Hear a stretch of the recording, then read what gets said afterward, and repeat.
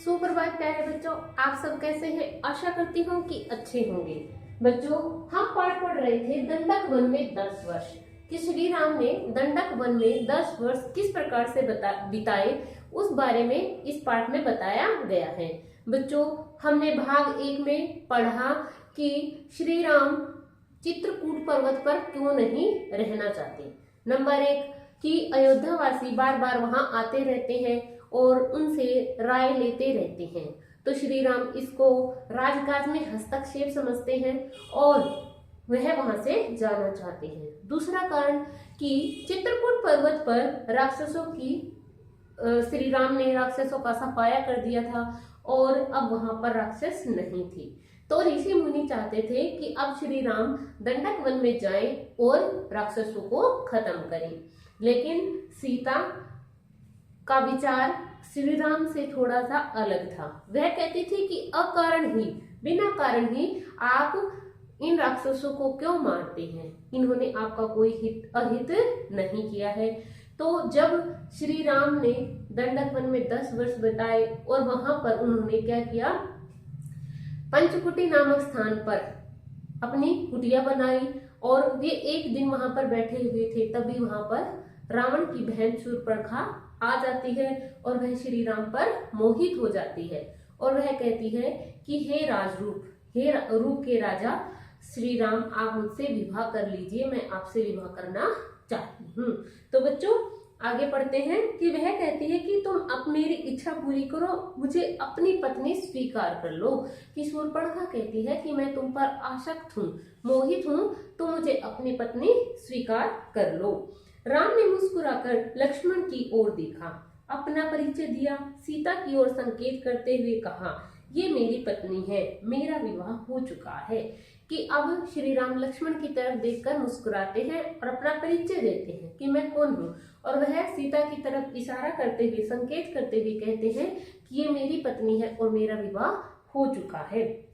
राम शूर्पणखा को पहचान गई थी, फिर उन्होंने उसका परिचय पूछा। तब श्री राम ने औपचारिकता निभाते हुए शूर्पणखा को जानते हुए भी फिर उससे उसका परिचय पूछा। फिर भी उन्होंने उसका परिचय पूछा। शूर्पणखा ने झूठ नहीं बोला, सच सच बताया कि वह रावण और कुंभकर्ण की बहन है और अविवाहित है। तब शूर्पणखा ने भी सच बताया कि वह रावण और कुंभकर्ण की बहन है और अविवाहित है, उसकी शादी नहीं हुई है। राम के मना करने के बाद वह लक्ष्मण के पास गई। लक्ष्मण ने कहा, मेरे पास आने से तुम्हें कुछ नहीं मिलेगा देवी, मैं तो रंग का दास हूँ, मुझसे विवाह करके तुम दासी बन जाओगी।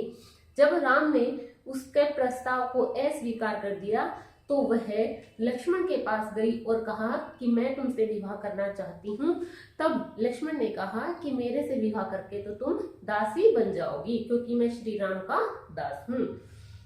लक्ष्मण ने शूर्पणखा को पुनः राम के पास भेज दिया। दोनों भाइयों के लिए यह खेल हो गया। शूर्पणखा उनके बीच भागती रही कि उन्होंने एक खेल सा बना लिया। लक्ष्मण कहते हैं श्री राम के पास जाओ और श्री राम कहते हैं लक्ष्मण के पास जाओ, तो शूर्पणखा दोनों के बीच इधर उधर भागती रही। क्रोध में आकर उसने सीता पर झपट्टा मारा।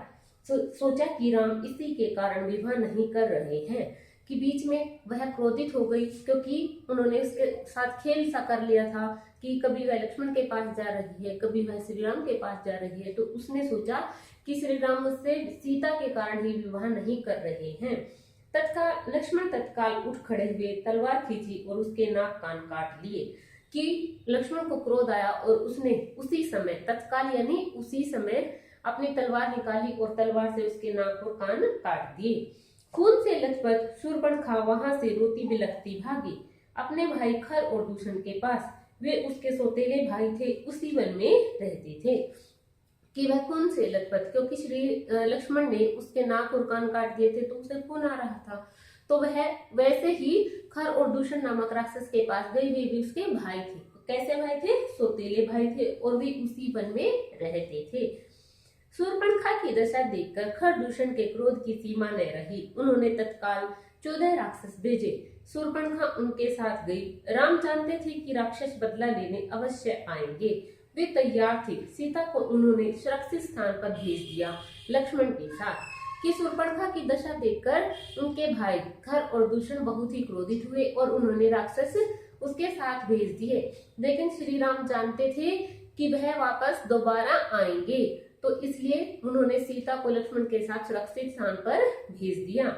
राक्षस राम के सामने नहीं टिक सके।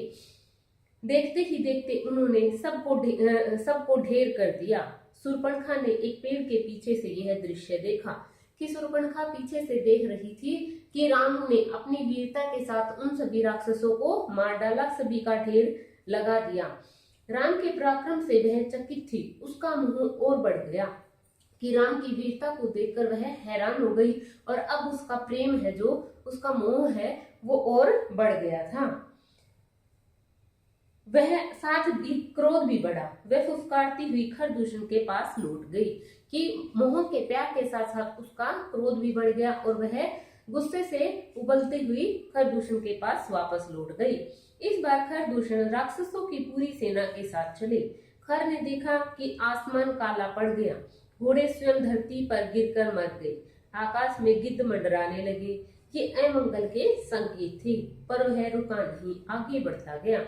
जब खर और दूषण राक्षसों की सेना लेकर श्री राम के पास पहुंचे तो खर ने देखा कि आसमान एकदम से काला काला सा हो गया है, घोड़े स्वयं धरती पर गिर रहे हैं, यानी कि डर के मारे मर रहे हैं, और आकाश में गिद्ध मंडराने लगे। गिद्ध जो बाज होते हैं वो आकाश में मंडराने लगे। तो उसे यह संकेत मिल गया था कि कुछ अमंगल यानी कुछ गलत होने वाला है, पर वह रुका नहीं। लेकिन वह कहाँ रुका नहीं, आगे बढ़ता गया। घमासान युद्ध हुआ, अंत में विजय राम की हुई। अंत में श्री राम विजयी हुए। खरदूषण सहित उनकी सेना धराशाही हो गई कि खरदूषण सहित यानी खर भी मारा गया, दूषण भी मारा गया और धराशाही हो गई, यानी कि उनकी जो सेना थी वो हार गई। कुछ पिछलगु राक्षस बचे, वे जान बचाकर वहां से भाग निकले। पिछलगु यानी किसी के पीछे लगकर काम करने वाले जो राक्षस थे वो बच गए थे। अब वो अपनी जान बचाकर वहां से भाग गए। भागने वालों में एक राक्षस का नाम अकंपन था। वह सीधे रावण के पास गया। लंकाधिपति को उसने पूरा विवरण सुनाया कि जो अकंपन नाम का जो राक्षस था वह सीधा वहां से राक्षस लंकापति रावण के पास गया और उसने सारा हाल बताया। अकंपन ने कहा, राम कुशल योद्धा हैं, उनके पास विलक्षण शक्तियां हैं, उन्हें कोई नहीं मार सकता। इसका एक ही उपाय है, सीता का अपहरण। इससे उनके प्राण स्वयं ही निकल जाएंगे। जब वह श्री राम के बारे में बता रहा था तो उसने कहा कि राम क्या है, एक कुशल योद्धा है, एक अच्छे योद्धा सैनिक है और उसके पास विलक्षण यानी कि जो अद्भुत शक्तियां हैं और उसको कोई नहीं मार सकता। लेकिन उसको मारने का एक उपाय है कि सीता का अपहरण कर लिया जाए तो उसके प्राण स्वयं ही निकल जाएंगे। रावण सीता हरण के लिए तैयार हो गया। वह महल से चला। रास्ते में उसकी भेंट मारीच से हुई, ताड़का के पुत्र से। यहाँ पर हमारा प्रश्न बन जाता है कि मारीच कौन था? मारीच ताड़का का पुत्र था। रावण सीता हरण के लिए तैयार हुआ कि जैसे ही रावण सीता को चुराने के लिए, अपहरण करने के लिए तैयार हुआ तो रास्ते में उसे मारीच मिला जो कि ताड़का का पुत्र था। ताड़का का वध राम ने पहले ही कर दिया था। मारीच क्रोधित था पर राम की शक्ति से परिचित था कि राम में गुस्सा तो था, मारीच में गुस्सा तो था, वह क्रोधित तो था, लेकिन वह राम की शक्ति से भी परिचित था। परिचित यानी जानकारी थी उसे कि वह अत्यधिक शक्तिशाली राजा है। उसने रावण को सीता हरण के लिए मना किया, समझाया, कहा ऐसा करना विनाश को आमंत्रण देना है। कि उसने रावण को मना किया और समझाया कि ऐसा करने से क्या होगा, विनाश होगा, सब कुछ नष्ट हो जाएगा। रावण ने मारीच की बात मान ली, चुपचाप लंका लौट गया। कि रावण ने मारीच की बात को मान लिया और वह चुपचाप वहां से लौट गया। थोड़ी ही देर में शूर्पणखा लंका पहुंची, विलाप करती हुई रोते हुए, चीखती चिल्लाती रावण को पूरी घटना की जानकारी दी। लेकिन उसने शूर्पणखा को सुना कि रावण ने ध्यान से उसकी बात को सुना। वह रावण को धिक्कार रही थी, फटकार रही थी। उसके पुरुष को ललकारते हुए शूर्पणखा ने कहा, तेरे महाबली होने का क्या लाभ, तेरे रहते मेरी यह दुर्गति, तेरा बल किस दिन के लिए है, तू किसी को मुंह दिखाने लायक नहीं रह गया। कि वह उसके पौरुष को, उसकी वीरता को ललकारते हुए कहने लगी कि तू इतना महाबली है तो मुझे इसका क्या लाभ है।